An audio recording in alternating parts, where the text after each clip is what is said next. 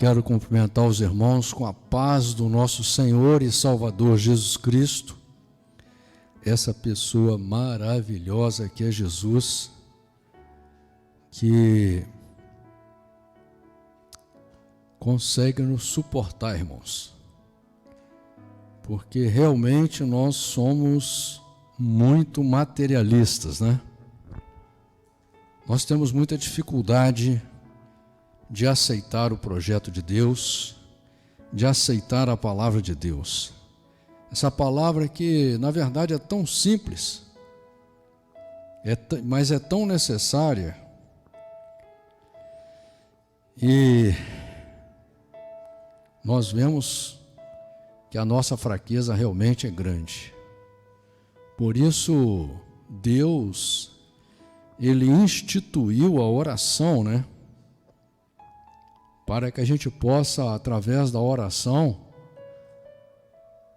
buscar a presença de Deus e, através da presença de Deus, do poder de Deus na nossa vida, se assim a gente desejar, a gente ser transformado pelo poder de Deus. Porque pela palavra do homem, pelo nosso pensamento, é muito difícil, irmãos. É muito difícil. Então, por isso que a Bíblia nos exorta a orar sem cessar, né? Jesus manda a gente orar, Jesus manda a gente entrar no nosso quarto e orar, porque realmente, se a gente não tiver uma convivência com Deus, nós não conseguiremos vencer aquilo tudo que está em nós mesmos, porque o que nos dificulta de chegar a Deus, o que dificulta a nossa felicidade, a nossa transformação, são os nossos próprios pensamentos, os nossos próprios sentimentos. E uma das coisas que mais trabalha contra a gente é o nosso gênio. O nosso gênio. Isso nós temos muita dificuldade de observar o nosso gênio. Nós observamos muito os outros e criticamos. Sempre estamos criticando os outros. E temos essa grande dificuldade de olhar para nós mesmos. Por isso a Bíblia deixa claro, inclusive na Santa Ceia, uma das orientações de quando você vai cear com o Senhor, é para que você examine a você mesmo. Isso é de extrema importância. Irmãos, não adianta a gente ficar ouvindo a palavra de Deus, lendo a Bíblia, ouvindo a Bíblia, e não ter o desejo de ser transformado. E não há na terra ninguém que possa te transformar. Isso tem que partir de você. Você começar a observar você mesmo. Por quê? Porque se você crê realmente em Deus, você crê que Deus existe, se você crê que a Bíblia é um livro escrito por Deus, você vai lutar pelo seu futuro, que você já sabe que aqui na terra não há futuro. O futuro é no céu com Deus. E no céu com Deus é de acordo com o que Deus quer, não é de acordo com o que cada um quer. Essa história de cada um ter o seu próprio pensamento, isso não existe no reino de Deus. A Bíblia já deixa claro isso daí, não é? E nós não podemos querer impor a Deus, não é? Fazer do nosso jeito e impor que Deus nos aceite assim, pronto. Como essa graça que é pregada aí, que ela não existe. Porque Deus já colocou o homem no paraíso, o homem desobedeceu a Deus. Deus colocou a gente aqui na terra, uma terra maravilhosa, e a gente não está satisfeito, nunca está satisfeito com todos os milagres que Deus faz para o homem nunca está satisfeito. Então, se a gente continuar com esse pensamento, com esse olhar, com esse sentimento, não haverá no universo um lugar bom para a gente morar. O lugar se tornará bom quando você se tornar bom. Quando os seus olhos forem bons, quando os seus ouvidos forem bons, quando os seus sentimentos forem bons. E é individual, é para todo mundo. A Bíblia deixa claro, Deus não faz acepção de pessoas. Essa atitude ela é individual e é séria e é necessária. Irmãos, estamos lendo o livro de Lucas, no capítulo 11, e você pode ver uma referência lá em Lucas 5,33, sobre o versículo 1 aqui, né? E no versículo 2, você vai ver uma referência em Isaías 29, 23 e Mateus, capítulo 6, do 9 em diante. Que diz a palavra do Senhor assim: E aconteceu que, estando ele a orar num certo lugar, quando acabou, lhe disse um dos seus discípulos: Senhor, ensina-nos a orar, como também João ensinou aos seus discípulos. E ele lhes disse: Quando orardes, dizei: Pai nosso que está nos céus, santificado seja o teu nome. Venha o teu reino. Seja feita a tua vontade, assim na terra como no céu. Dá-nos a cada dia o nosso pão cotidiano. Perdoa os nossos pecados, pois também nós perdoamos a qualquer que nos deve. E não nos deixe cair em tentação, mas livra-nos do mal. Você vai ver aqui uma referência no versículo 4, que é muito importante esse versículo 4 aqui, irmãos. Você vai ver uma referência lá em Gênesis, capítulo 4, versículo 7, Tiago, capítulo 1, versículo 13, Mateus, capítulo 18, versículo 23, Deuteronômio, capítulo 13, versículo 3. É muito importante entender o que Jesus está dizendo aqui. Muitas pessoas acham que Jesus deu uma fórmula para todo mundo ler essa palavra aqui, ou seja, rezar o Pai Nosso. Mas no contexto da Bíblia, Jesus deixa claro: não useis de vãs repetições. O que Jesus está dizendo aqui é que quando você for orar, você tem que reconhecer que Deus é seu Pai. Deus é seu Pai. Muitos não consideram isso. Você tem que reconhecer que Ele está nos céus, Ele não é homem. E Ele não mora na terra, Ele mora no céu, para onde Ele quer te levar. Que nós temos que temer e respeitar o nome de Deus. Por isso que diz aqui: santificado seja o teu nome. Não é? Muitas pessoas colocam o nome de filhos de Jesus. Não é? Muitas pessoas fazem piada com o nome de Jesus. A Bíblia diz que Jesus é o nome sobre todo nome, que todo joelho no céu e na terra vai se dobrar perante o nome de Jesus. Jesus não é um nome qualquer para que você saia falando por aí de qualquer jeito, brincando com o nome de Jesus. Por isso que Jesus diz aqui, olha: santificado seja o teu nome. Seja feita a tua vontade. Quando você for orar, você tem que falar: Senhor, eu estou querendo isso, eu estou sonhando com isso, eu estou precisando disso, mas eu quero que seja feita a tua vontade. Por quê? Porque a vontade de Deus é a melhor para nós.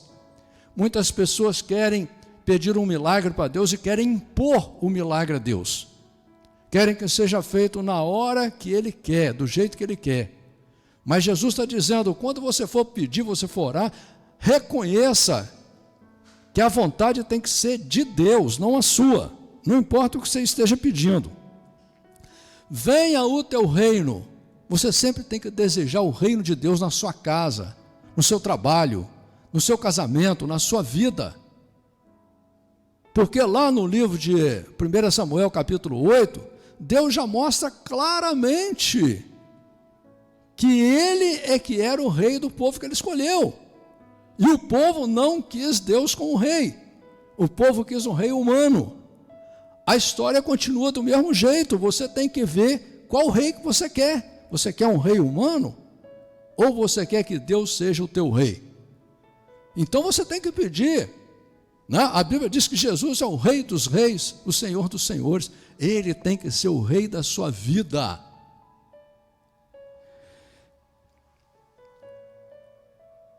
Seja feita a tua vontade assim na terra como no céu.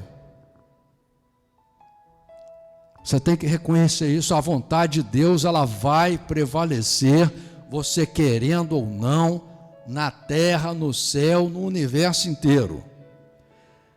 E diz aqui no versículo 3, dá-nos cada dia o pão nosso. Por que isso? Porque se você conseguir o seu alimento, os seus bens financeiros, e achar que isso é fruto do seu trabalho, porque você é a pessoa, é você que é competente, você vai estar cometendo um grande erro. Porque o verdadeiro cristão, ele espera tudo de Deus. O seu trabalho não importa se você se esforça, não importa se você se dedica. Se Deus não abençoar o seu trabalho, ele não será próspero, porque riqueza, quantidade de bens, não é sinônimo de prosperidade. Prosperidade é só com Deus, é você ter as coisas e ser feliz. Isso é prosperidade. O que acontece? Você tem que reconhecer que tudo de material que você recebe é dado por Deus. E no versículo 4 diz assim, perdoa os nossos pecados, pois também nós perdoamos a qualquer que nos deve. Ou seja, você tem que admitir perante Deus que você deseja que Deus perdoe os seus pecados, porque você vive pecando, vive andando fora da palavra. A própria Bíblia diz, aquele que pode fazer o bem e não faz, ele está pecando. Então a gente tem um monte de motivo aí para estar fora da palavra. Gálatas capítulo 5, 1 Coríntios capítulo 13, quando a gente lê, a gente vê que a gente está fora da palavra, né? Mateus capítulo 7, vai por aí fora. Agora, o que acontece? Jesus diz aqui, que quando você for pedir a Deus para Deus te perdoar, você tem que ter o desejo de perdoar as pessoas também. O que é muito difícil. O cristão não ouve essa palavra. Não é? O cristão vai até ali só. Eu conheço até crente de carteirinha que fala para o Senhor, não, mas aí também o Senhor está pedindo demais. Até aqui eu vou, daqui para lá eu não vou. Então quer dizer, você já está negando a Jesus. Jesus falou, meu amigo, pega a sua cruz e me segue. Se você não quer me seguir, você quer fazer do seu jeito, entendeu? Você não quer fazer a minha vontade, você não é digno de mim. E eu concordo, porque senão você vai chegar lá no céu, você vai ser o cara das regras, você que vai botar a regra. Daqui a pouco Deus vai ter que te obedecer lá no céu. Não é? Aí diz aqui, e não nos deixa cair em tentação, mas livra-nos do mal. A maioria das Bíblias, irmãos, não está escrito aqui como eu estou lendo. A maioria absoluta das Bíblias está escrito assim, não nos conduz à tentação, mas livra-nos do mal. Por que que eu mudei aqui quando eu li? Porque isso aqui é uma contaminação bíblica. Isso está errado na Bíblia. Por que eu sei que está errado? Porque é simples, a Bíblia é texto e contexto. Lá no livro de Tiago, capítulo 1, versículo 13, a Bíblia deixa claro que Deus não tenta ninguém. É só você ler lá, você vai ver. A Bíblia deixa claro isso. Então, a Bíblia, ela não se contradiz. O homem tenta contaminar a Bíblia de todas as formas. As Bíblias, as melhores Bíblias que existem no mundo, as mais fiéis aos textos originais, ainda têm muitas contaminações, porque o homem vai contaminando, né? O objetivo do homem ruim, o objetivo dos seres espirituais nas hostes celestiais da maldade, como diz no livro de Efésios, é destruir a Bíblia, até porque há uma profecia que diz que a Bíblia vai sumir, não é? Então, se você ler esse contexto, você vai ver que e não nos conduz à tentação, mas livra-nos do mal, está errado. É não nos deixe cair em tentação. Porque quando você pede para Deus, fala: Senhor, não deixa eu pecar, não deixa o pecado tomar conta de mim, né? Porque você é fraco, todos nós somos fracos. Essa história de santo aí não existe, irmão, esquece isso daí, entendeu? Então você tem que estar te observando sempre e vendo que você está indo para o caminho do pecado, como Deus fala lá para Caim, né? Lá em Gênesis 4:7 você vai ver Deus falando para Caim. Então, se você deixar, o pecado, ele toma conta de você, ele fica maior do que você. Se você deixar, o teu gênio ruim fica maior do que você. Se você deixar, os seus pensamentos ficam maiores do que você e você se afasta de Deus. Você nunca consegue adorar a Deus, ser fiel a Deus, fazer a vontade de Deus. Então, você tem que pedir a Deus: Senhor, me livra. Versículo 5, disse-lhe também: qual de vós terá um amigo, e se for procurá-lo à meia-noite, e lhe disser: amigo, empresta-me 3 pães, pois que um amigo me chegou à minha casa, vindo de caminho, e não tenho que apresentar-lhe. Se ele, respondendo de dentro, disser: não me importunes, já está a porta fechada, e os meus filhos estão comigo na cama, não posso levantar-me para te dar. Digo-vos que, ainda que não se levante a dar-los, por ser seu amigo, levantar-se-á, todavia por causa da sua importunação, e lhe dará tudo o que te houver necessário. E eu vos digo a vós: pedi e dar-se-vos-á, buscai e achareis, batei e abrir-se-vos-á. Olha, irmãos, porque qualquer que pede, recebe, e quem busca, acha, e a quem bate, abrir-se-lhe-á.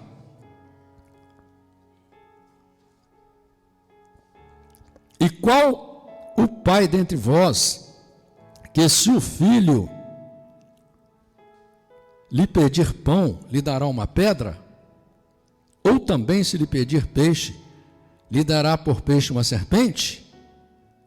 Ou também, se lhe pedir um ovo, lhe dará um escorpião? Pois se vós, sendo maus, olha aqui, olha, Jesus já está deixando claro que ele sabe que todos nós somos maus, porque ele não cita nome de ninguém aqui não.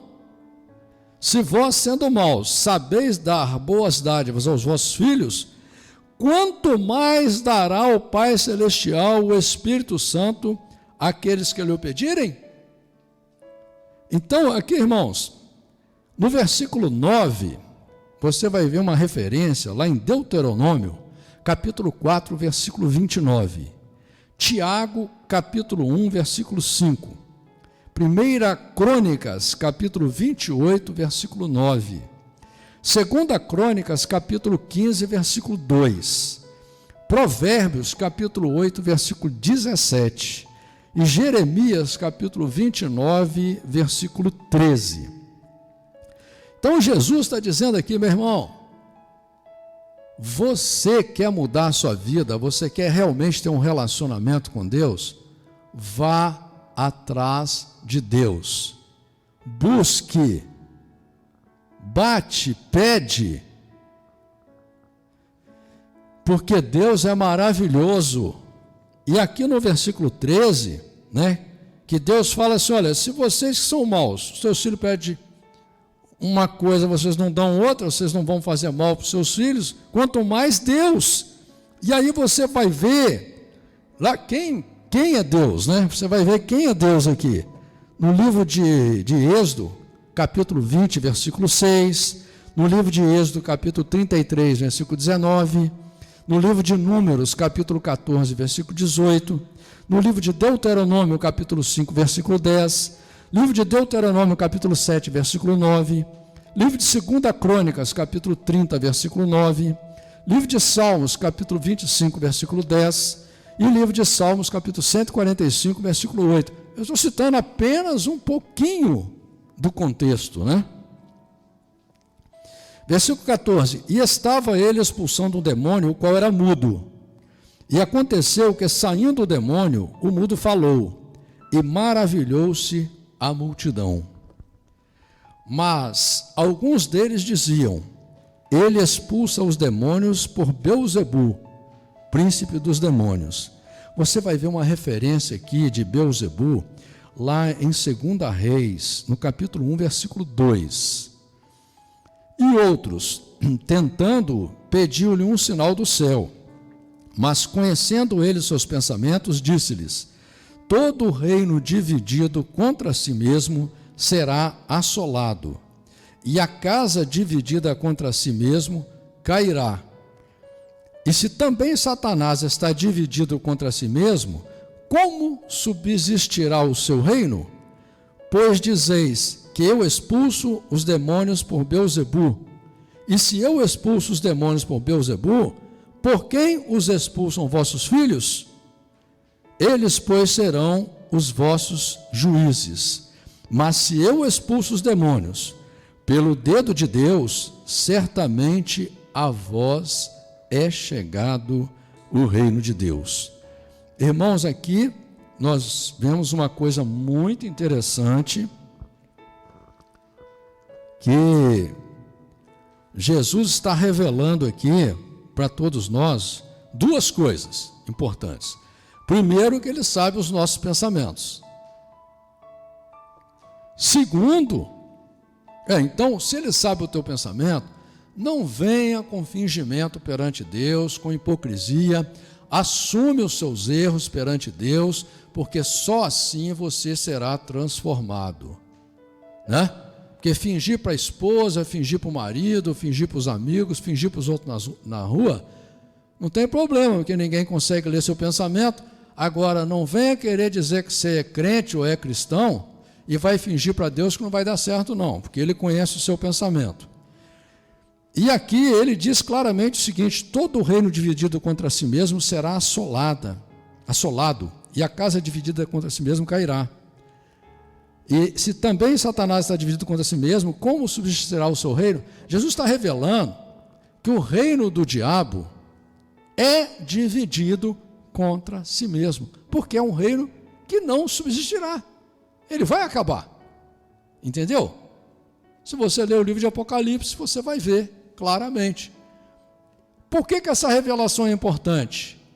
Porque muitos demônios usam pessoas nas igrejas, se apossam das igrejas, e usam as pessoas para manifestar poderes, para poder enganar os outros, e muitos ali fica diabo expulsando diabo, entendeu? É demônio expulsando demônio, né?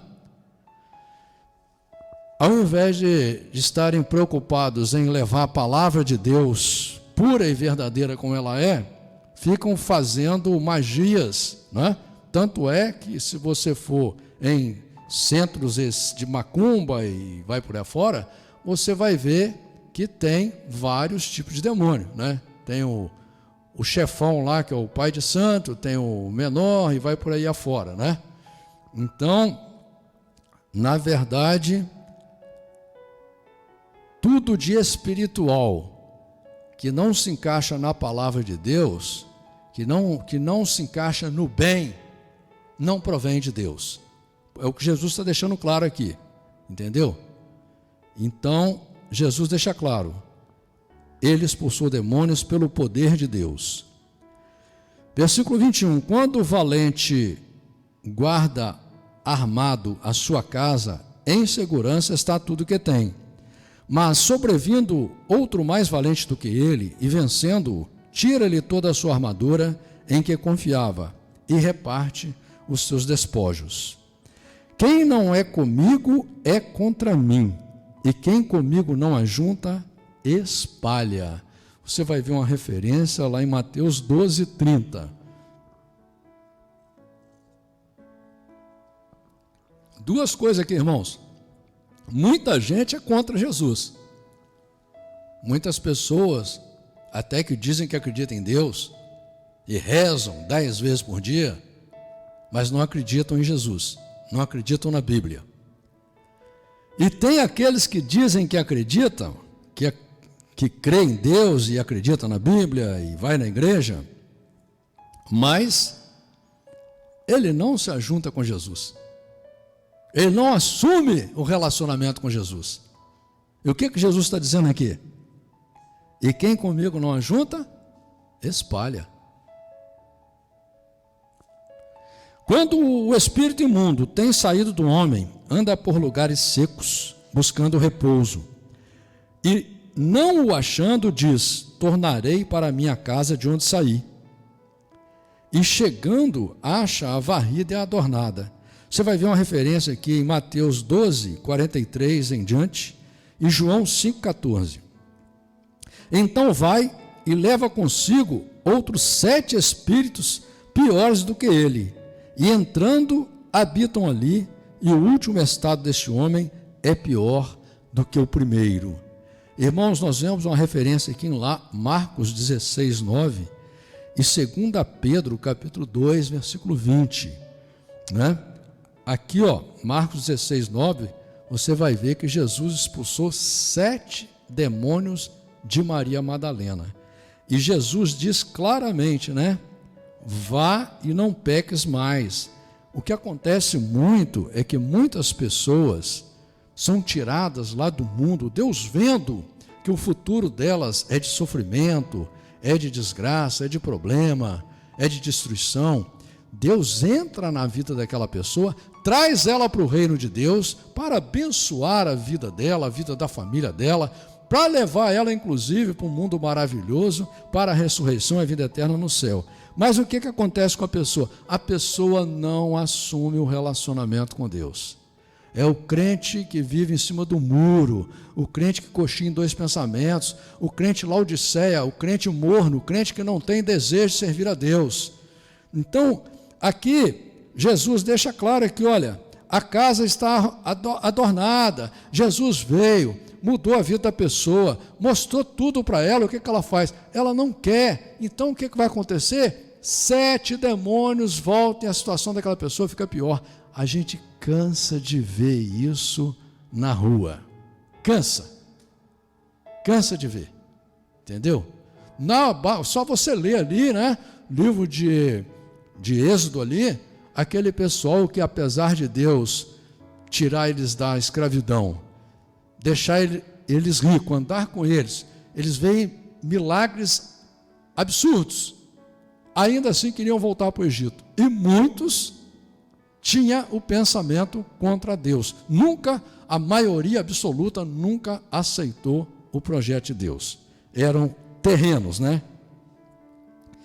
E aconteceu que, dizendo ele essas coisas, uma mulher dentre a multidão, levantando a voz, lhe disse: bem-aventurado o ventre que te trouxe e os peitos em que mamaste. Mas ele disse: antes, bem-aventurados os que ouvem a palavra de Deus e aguardam. Irmãos, muitas religiões estão preocupadas em santificar o homem. Eles querem arranjar uma fórmula para santificar o homem, fazer que o homem ou a mulher vire santo, né? Criam até milagres que a pessoa produz, como se a pessoa, se tivesse algum homem ou mulher aqui na terra que tivesse poder para fazer algum milagre. Sabemos que todos os milagres, todos os sinais, prodígios e maravilhas do bem vêm através do poder de Deus. Não é do homem, não vem do homem. O homem não tem poder nenhum O homem não tem poder para nada. E aí, essa pessoa vem querendo endeusar, santificar a mãe de Jesus. E o que Jesus fala? Bem-aventurados são qualquer pessoa na terra que ouve a palavra de Deus e a aceita e aguarda. Esse é bem-aventurado, assim como a mãe de Jesus foi bem-aventurada também. Então, com Deus não tem esse negócio de maior e de menor, não. Todos, para Deus, todos somos iguais, não é? E ajuntando-se a multidão, começou a dizer: maligna é essa geração, ela pede um sinal, e não lhe será dado outro sinal, senão o sinal do profeta Jonas. Você vai ver lá em Jonas capítulo 1, versículo 17, que Jonas ficou 3 dias e 3 noites no ventre da baleia, né? É um relato interessante, você lê lá, você vai entender, você imagina o sufoco que ele passou. E Jesus aqui está dizendo, nesse relato, que o sinal que eles iam ver era o sinal igual de Jonas. Por quê? Porque Jesus ia passar 3 dias e 3 noites também na sepultura, né? Morto na sepultura, e depois ia ressuscitar. Diz aqui no versículo 30, porquanto assim como Jonas foi sinal para os ninivitas, né? Os ninivitas viram aquele sinal, assim também o Filho do Homem será também sinal para essa geração. A rainha do sul se levantará no juízo com os homens dessa geração e os condenará, pois até dos confins da terra veio ouvir a sabedoria de Salomão, e eis aqui está quem é maior do que Salomão. Você vai ver uma referência lá em 1 Reis, capítulo 10, versículo 1, Mateus, capítulo 12, versículo 42. Ou seja, Jesus está dizendo o seguinte, que a rainha do sul, ela viajou longe, se sacrificou, demorou para ouvir um sábio, não é? E aquelas pessoas estavam ali, Jesus presente, e elas não quiseram ouvir a palavra de Jesus. E a mesma coisa hoje, Jesus te deu uma Bíblia. Jesus usa as pessoas para levar louvores que falam de Deus para você. Jesus te leva na igreja e você tem dificuldade para aceitar, para ouvir a palavra do Senhor. E ele diz aqui no versículo 32, os homens de Nínive se levantarão no juízo com essa geração e a condenarão, pois se converteram com a pregação de Jonas. E eis aqui está quem é maior do que Jonas. Irmãos, essa palavra é muito forte, irmãos. Jonas foi pregar, Jonas era inimigo dos ninivitas. Os ninivitas eram inimigo dele. Ele entrou na cidade pregando com uma ignorância, desejando que aquele pessoal fosse tudo para o inferno. Mas o povo não quis saber se ele era inimigo, se ele não era, a forma que ele estava pregando, que ele não estava. O povo olhou para aquela palavra, o povo olhou para si mesmo, e o povo se arrependeu e se converteu e mudou. E aí Jesus está dizendo, e agora está aqui, quem é maior do que Jonas? Aqui, agora, nessa igreja, nessa pregação, você que ouve essa pregação, o Senhor está aqui, Jesus vive e reina. Jesus te dá a palavra, Jesus te deu uma Bíblia completa na sua língua.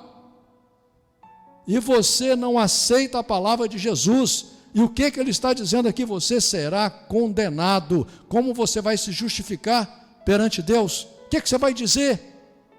Você é melhor do que os outros? Você é melhor do que os ninivitas?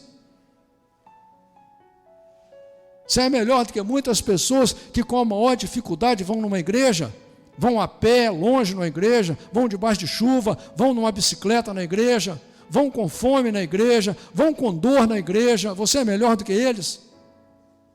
O Deus é justo, meu irmão. Não se iluda não. Não se iluda não, não se esforça não para você ver. E diz aqui no versículo 33, e ninguém acendendo uma candeia a põe em oculto, nem debaixo do alqueire, mas no velador, para que os que entram vejam a luz. A candeia do corpo é o olho. Sendo, pois, o teu olho simples, também todo o teu corpo será luminoso. Mas se for mau, também todo o teu corpo será tenebroso.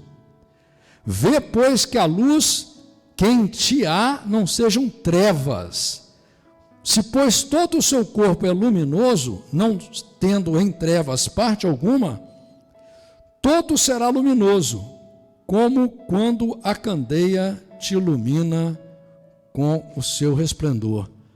Outra palavra poderosa de Jesus, irmãos. Estamos vivendo uma geração, uma época, onde as pessoas têm tudo quanto é tipo de facilidade e recurso para viver, mas estão só preocupadas com a beleza externa. Não estão preocupados em ser mais educado que os outros, não estão preocupados em ser mais fino do que os outros, não estão preocupados em ser mais amorosos do que os outros, não estão preocupados em ser mais românticos do que os outros, não estão preocupados em ser mais sábios do que os outros, não estão preocupados em ter mais conhecimento que os outros, não estão preocupados em servir a Deus mais do que o outro, estão preocupados com a aparência externa, somente isso, e com o seu eu acho, só isso, não tem preocupação real, estão cheios de trevas, precisam da luz de Deus. E estando ele ainda falando, rogou-lhe um fariseu que fosse jantar com ele, e entrando, assentou-se à mesa. Mas o fariseu admirou-se, vendo que não se lavara antes de jantar.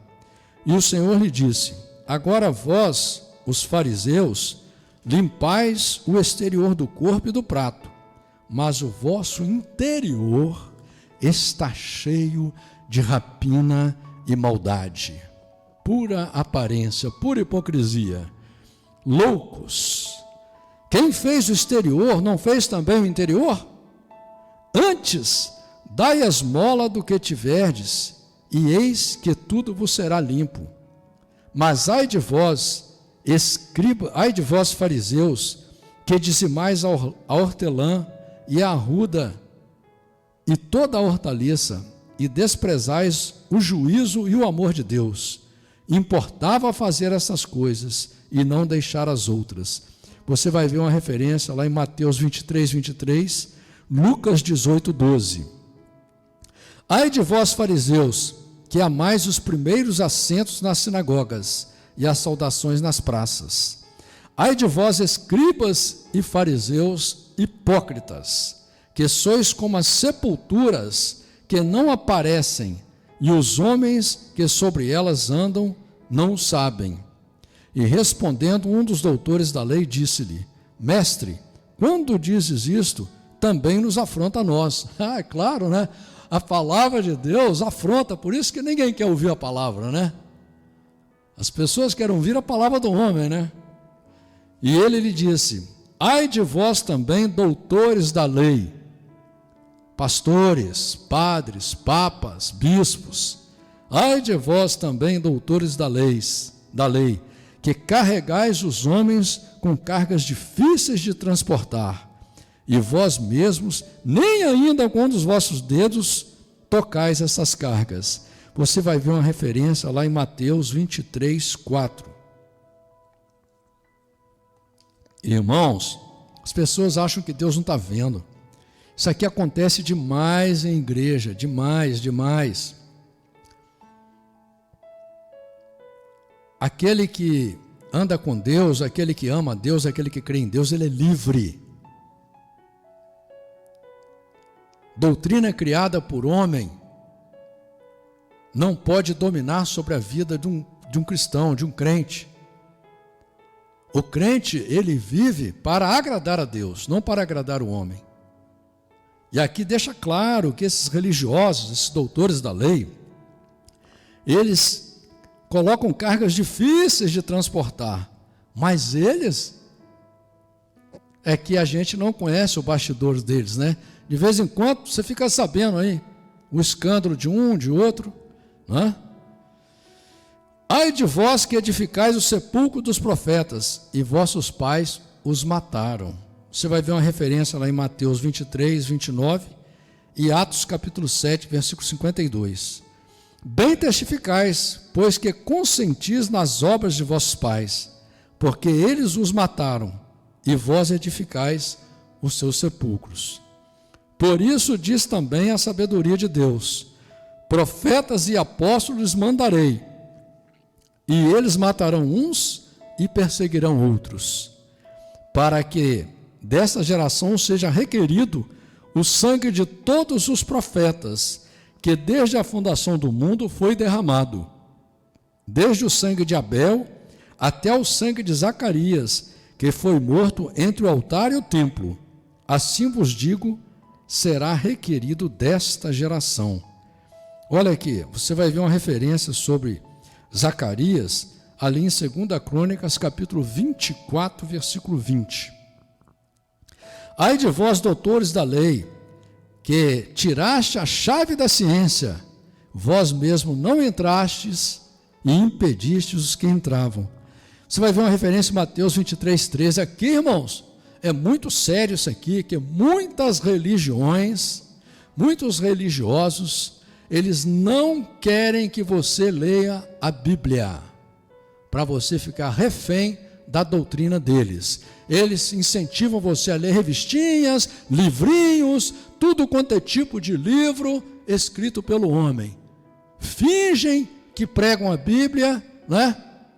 Eu mesmo fui criado dentro da igreja que a Bíblia era lida em latim. Ninguém tinha Bíblia, só tinha a Bíblia o religioso e lia em latim, que eu não sabia latim, eu sabia falar português mal. Olha que absurdo. Então aqui, Deus está deixando claro, doutores da lei, entendeu? Homens com conhecimento da Bíblia, que tiram a chave da ciência, do conhecimento, de você poder conhecer o projeto de Deus, entendeu? Então, irmão, a luta é sua.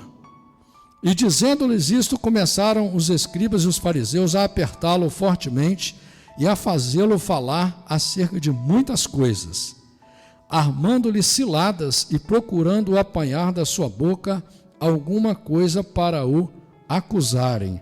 Você vai ver uma referência em Mateus 23, 23. Você vai ver uma referência em Mateus 22, 15 e Marcos 12, 13. Então, irmãos, entenda que a luta é sua, o dia do amanhã não existe, você não tem poder sobre o dia do amanhã, você não tem poder sobre a sua vida.